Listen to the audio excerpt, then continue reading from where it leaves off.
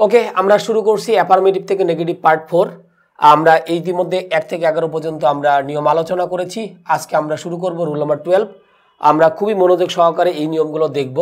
আমাদের লাইফের প্রত্যেকটা স্তরে এই নিয়মগুলো অত্যন্ত ইম্পর্টেন্ট। আর এখানে এ টু জেড আলোচনা করা হচ্ছে, কোনো কিছু বাদ দেওয়া হচ্ছে না, বিধায় আমাদের পার্টগুলো কিন্তু বাড়ছে। আমরা চাইলে একটা পার্টের ভিতরে শেষ করতে পারতাম, সেক্ষেত্রে আমাদের লাভ হইতো, লস কিন্তু আপনাদের হইতো। তো আশা করি সবাই মনোযোগ সহকারে অ্যাফার্মেটিভ থেকে নেগেটিভগুলো আমরা একটু ভালোভাবে দেখার চেষ্টা করব। ওকে, তো এখন দেখা যাচ্ছে রুল নাম্বার 12-এ আমরা আগের নিয়মটা ছিল এভরি প্লাস নাউন। এখন যদি আমাদের এরকম দেওয়া থাকে যে এভরিবডি, এখানে আমরা লিখলাম হচ্ছে কি লাইকস মি। আমরা এটা লিখলাম যে এভরিবডি লাইকস মি। তো অনেকেই এখানে অ্যান্সারটা কিন্তু করতে পারে দেয়ার ইজ নো বডি, তারপরে হচ্ছে বাট লাইকস মি, এটা দিতে পারে। তো একটা বিষয়, এভরিবডি, এভরিওয়ান বা এভরিথিং, এগুলো কিন্তু আমাদের ইনডিফাইনাইট প্রোনাউন। সো এই কারণে আমাদের এখানে যে বিষয়টা আমাদের সাধারণত থাকবে, এভরিবডি থাকলে আমরা সাধারণত আমরা এখানে কি করব, আমরা করব হচ্ছে নো বডি। আবার যদি আমাদের থাকে এভরিওয়ান যদি থাকে তাহলে আমরা দেবো হচ্ছে নো ওয়ান। আর এভরিথিং যদি থাকে তাহলে আমরা এখানে কি দিব, নাথিংটাকে ইউজ করব। তাহলে আমাদের এভরিবডি আছে, তাহলে আমরা এখানে কি দিব, নো বডি আমরা দিব। তাহলে আমরা লিখলাম নো বডি। এখানে আমাদের লাইকসের অপোজিট হচ্ছে আমাদের কি ডিসলাইকস মি। তাহলে আমরা এখানে অ্যাফার্মেটিভ থেকে নেগেটিভ করার সময় যেটা আমরা পরিবর্তন করেছি, আমি একটু ব্র্যাকেটে লিখে দিচ্ছি যে এভরিবডি যদি আমাদের থাকে তাহলে আমরা ওইটাকে নেগেটিভ করার জন্য আমরা কি করছি, নো বডি। আর মেইন ওয়ার্ডের কি করতে হবে, অপোজিট ওয়ার্ড দিতে হবে। আর হচ্ছে কি, যেমন আমাদের এখানে লাইক ছিল, সো তার অপোজিট ওয়ার্ড হচ্ছে আমাদের কি ডিসলাইক, মানে অপোজিট ওয়ার্ড হচ্ছে আমরা এখানে কি করলাম, ইউজ করলাম। তাহলে আশা করি আমরা এখানে বুঝলাম যে এভরিবডি থাকলে আমাদের বেসিক্যালি কি করতে হচ্ছে, নো বডি। আর আরেকটা বিষয় হচ্ছে যে মেইন ওয়ার্ডের আমাদের কি করতে হবে, অপোজিট ওয়ার্ড হচ্ছে আমাদের বেসিক্যালি দিতে হচ্ছে। কিন্তু যদি এমন হয় যে আমরা যদি কোনো অপোজিট ওয়ার্ড যদি না পাই, যেমন আমি একটা উদাহরণ যদি দিই, এটা হচ্ছে আমি 1 দিলাম, পরেরটাতে আমি এখানে কি দিচ্ছি, 2 দিচ্ছি, পরেরটাতে আমি এখানে কি দিচ্ছি, 2 দিচ্ছি। তো এখন আমাদের যদি সেন্টেন্সটা এরকম দেওয়া থাকে, সেটা হলো এরকম যে এভরিবডি ডিপেন্ডস অন ইট। আমরা একটু ভালো করে খেয়াল করব, এভরিবডি ডিপেন্ডস অন ইট মানে সবাই এটার উপরে কি নির্ভরশীল। তাহলে আমরা জানি যে এভরিবডি থাকলে নোবডি দিব, ভালো কথা, কিন্তু ডিপেন্ডের অপোজিট ওয়ার্ড যদি কি দিব আমরা বুঝতে পারতেছি না। ইন্ডিপেন্ডেন্ট সেটা তো হয় না, ডিপেন্ড মানে নির্ভরশীল, ইন্ডিপেন্ডেন্ট মানে স্বাধীন, ওকে হইতেই পারে, বাট ডিপেন্ড কিন্তু একটা ভার্ব। তাহলে আমাদের কি লাগবে, এখানে কিন্তু একটা ভার্ব লাগবে। সো আমি ইন্ডিপেন্ডেন্ট দিলে কিন্তু সেটা কি হচ্ছে, আমাদের সেটা নাউন হিসেবে কাজ করতেছে, বাট সেক্ষেত্রে এটা কিন্তু আমাদের হয় না। তাহলে আমাদের বেসিক্যালি এটা যদি আমরা করতে চাই যে এই সেন্টেন্সে এভরিবডি দেওয়া আছে, বাট আমরা কোনো অপোজিট ওয়ার্ড কিন্তু পাচ্ছি না, তাহলে এখন এভরির জায়গায় আমাদের এখানে কি দিতে হবে, দেয়ার ইজ নো দিলাম, তার সাথে আমরা এখানে কি দিব, body. There is no body, এখন ডিপেন্ডের কোনো অপোজিট ওয়ার্ড নাই, এই জন্য আমরা এখানে কি দিব, বাট। এর সাথে আমরা এখানে কি লিখবো, depends on it, but depends on, এখানে আমরা কি লিখলাম, ইট। তাহলে আমরা আশা করি বুঝতে পেরেছি এই দুইটা সেন্টেন্স, যে আগেরটাতে এভরিবডি দেওয়া ছিল এবং আমাদের কি ছিল, আমাদের লাইকের অপোজিট ওয়ার্ড ছিল ডিসলাইক, কিন্তু পরেরটাতে এভরিবডি দেওয়া আছে ঠিকই, বাট ডিপেন্ডের কিন্তু কি নাই, অপোজিট ওয়ার্ড কিন্তু নাই। তাহলে এভরিবডি থাকার পরেও যদি সেন্টেন্সে আমাদের অপোজিট ওয়ার্ড যদি না থাকে, তাহলে সে আগের নিয়মে আমরা চলে যাব, এভরি পরিবর্তে দেয়ার ইজ নো, এবারে বডি থাকলে বডি, যদি এখানে এভরিওয়ান থাকতো তাহলে আমরা লিখতাম দেয়ার ইজ নো ওয়ান বা দেয়ার ইজ নান। এখন ডিপেন্ড হচ্ছে আমাদের কি মেইন ভার্ব হিসেবে কাজ করে, কখনোই কিন্তু আমাদের সেটা অক্সিলারি ভার্ব হিসেবে কাজ করতে পারে না। এই কারণে এই ভার্বটাকে আমাদের কি করতে হবে, আমাদের রিপিট করতে হবে। আমরা কিন্তু অলরেডি ভার্বটাকে রিপিট করেছি, আর বলেছিলাম যে যদি আমাদের দুটো ভার্ব আসে তাহলে সেখানে আমাদের একটা কনজাংশন কি দিতে হবে, বাট। এরপর আমি যেটা দিয়েছি সেটা আমরা দিয়ে দিলাম। ওকে, তাহলে আমরা এইখানে মোটামুটি নিয়মটা বুঝতে পারলাম যে এভরিবডি দিয়ে যদি আমাদের এরকম সেন্টেন্সটা যদি দেওয়া থাকে, তাহলে আমরা এরকম দেয়ার ইজ নো বডি, এরপরে আমরা বাট আমরা কখন দিব আর কখন দিব না আমরা আশা করি বুঝতে পেরেছি। এরপর আমরা চলে আসি রুল নম্বর, আমাদের পরবর্তী রুল নম্বর হচ্ছে আমাদের কত, 13। রুল নম্বর 13 আমরা দেখব, সেটা হচ্ছে আমাদের এভরিথিং থাকলে আমাদের কি করতে হবে, নাথিং দিতে হবে। এভরিথিং যদি আমাদের থাকে, এভরিথিং থাকলে আমরা বেসিক্যালি নাথিং ইউজ করব। তো আমি এটাকে একটু আগে টাইটেল করি, পরে আমি উদাহরণ দিচ্ছি। তাহলে এভরিথিং থাকলে আমাদের অবশ্যই আমাদের নেগেটিভ করার সময় সেক্ষেত্রে আমরা কাকে ইউজ করব, নাথিং। যেমন এভরিবডি থাকে আমরা নোবডি করেছিলাম, এভরিওয়ান থাকলে আমরা লিখতাম নো ওয়ান বা নান, আর এভরিথিং যদি থাকে তাহলে আমরা সেক্ষেত্রে আমরা কি ইউজ করব, নাথিং তাকে ইউজ করব। যেমন আমি যদি বলি যে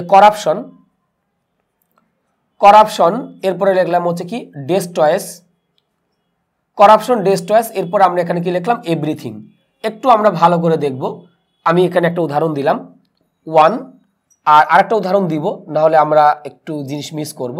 সেটা হচ্ছে আরেকটা লিখলাম টর্নেডো ডেস্ট্রয়স এভরিথিং। টর্নেডো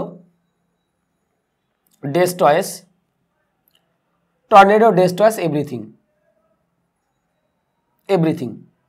ওকে, আমি দুটো সেন্টেন্স পাশাপাশি লিখছি কারণ এটা একটা উদ্দেশ্য কিন্তু আছে। যখন আমি বলছি যে করাপশন ডেস্ট্রয়স এভরিথিং, করাপশন কিন্তু আমাদের কৃত্রিম প্রদত্ত, এটা কিন্তু মানুষ তৈরি করেছে, এটা কিন্তু আমাদের প্রাকৃতিক প্রদত্ত না। আর টর্নেডো এটা কিন্তু কৃত্রিম প্রদত্ত, এখানে আমাদের কিন্তু কোনো হাত নেই। তাহলে এখানে যে বিষয়টা হচ্ছে যে ডেস্ট্রয়ের অপোজিট ওয়ার্ড কিন্তু আমাদের লাগবে।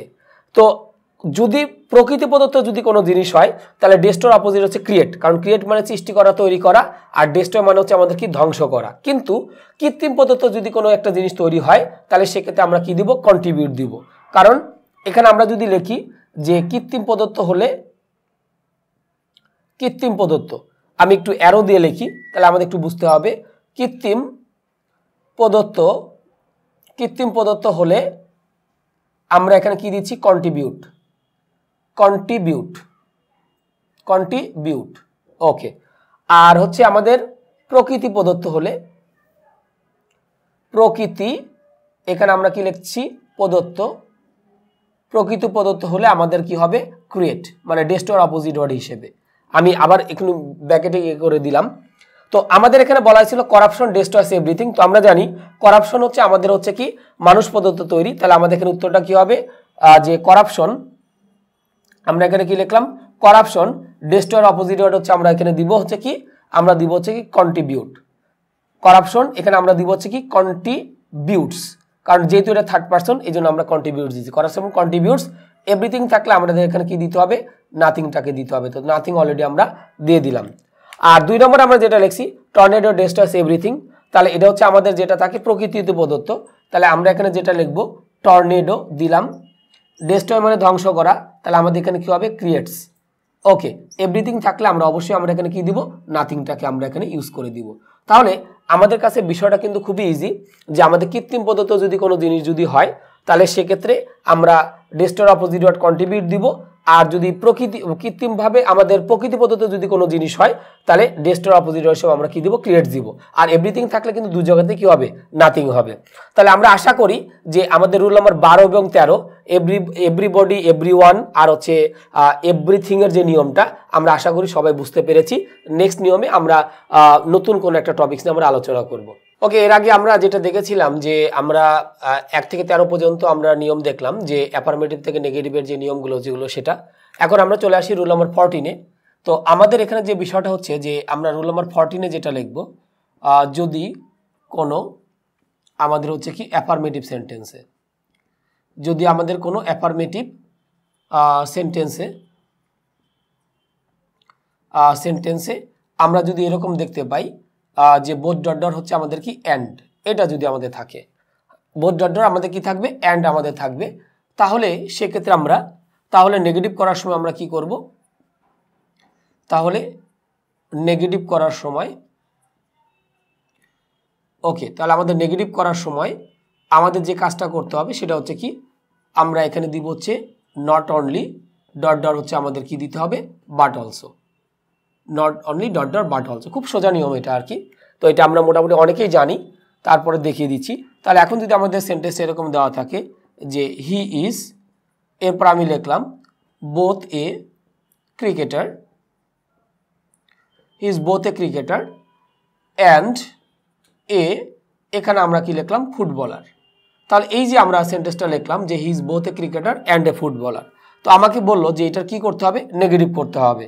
তাহলে জাস্ট আমরা বোথের জায়গায় আমরা এখানে কি দিব, তাহলে আমরা এখানে উত্তরটা লিখতে পারি হি ইজ, এরপর আমি এখানে কি লিখবো, not only, he is not only a, তার সাথে আমি এখানে কি দিব, ক্রিকেটার।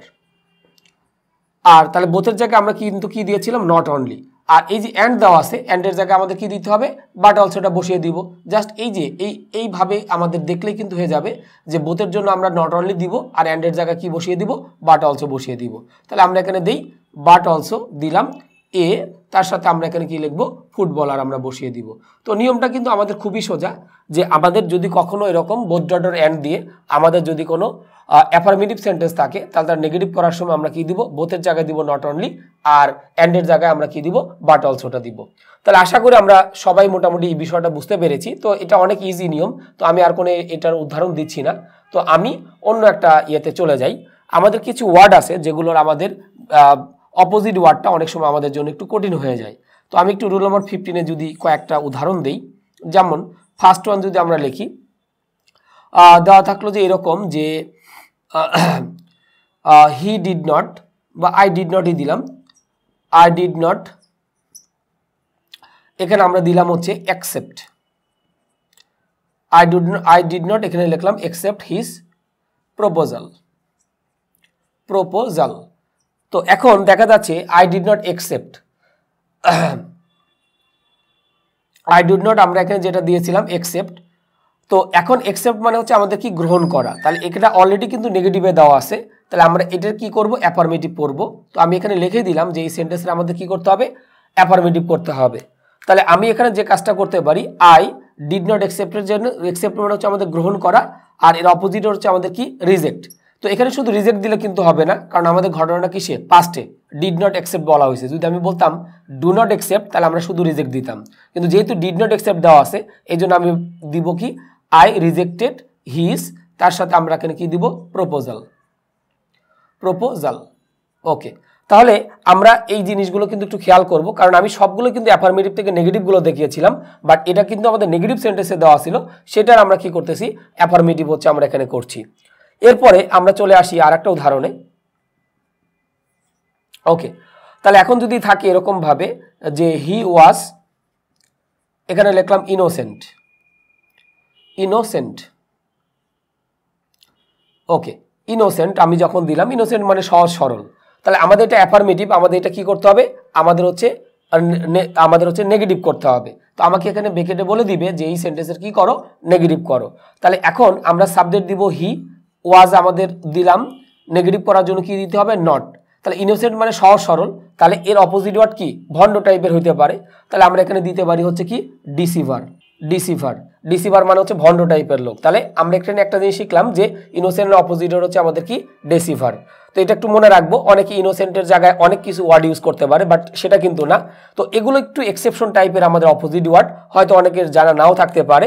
তো এই জন্য আমি এই জিনিসগুলো একটু দেখিয়ে দিলাম যে আমাদের কিছু ওয়ার্ড থাকে, মানে আমাদের কিছু ওয়ার্ড আছে যেগুলো অপোজিট ওয়ার্ড বের করাটা অনেক ক্ষেত্রে একটু আমাদের প্রবলেম হয়ে যেতে পারে।